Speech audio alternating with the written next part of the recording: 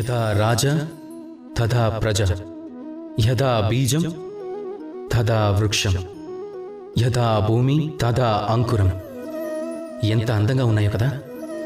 ఈ వాక్యాలు ఎంత అందమైనవో అంతే లోతైనవి కూడా. రాజు ఎలా ఉంటే ప్రజలు కూడా అలానే ఉంటారు. భూమి ఎలాంటిదైతే అలాంటిదే వస్తుంది మొలక కూడా. ఎప్పుడైనా లోతుగా వెళ్ళి ఈ శ్లోకార్థాన్ని తెలుసుకునే ప్రయత్నం చేశారా మీరు? రాజు అంటే అర్థం రజను, రజనకు అర్థం మట్టి. అంటే రాజుకి ఉండే బంధం మట్టితోనే.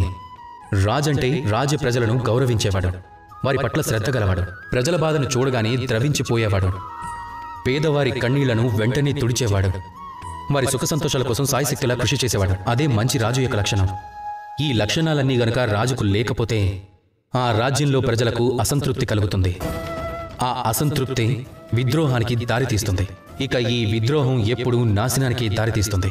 అందువల్ల రాజు ప్రజల బాధ్యతను చూడాలి, అలానే ప్రజలు కూడా రాజును విశ్వాసంతో చూడాలి, వారిని అనుసరిస్తూ సాగాలి. ఈ రెండూ సరిసమానంగా ఉన్నప్పుడే పాలన స్థిరంగా సాగుతుంది. అప్పుడే ఈ దేశం సుభిక్షంగా ఉంటుంది. వారి సమతుల్యత ఏమాత్రం చెడినా అప్పుడు మహావినాశనం జరగక తప్పదు. కనుక రాజు తన కార్యం చెయ్యాలి, ప్రజలు తమ ధర్మం పాటించాలి. అందరూ నాతో ప్రేమగా పలకండి, రాధాకృష్ణ.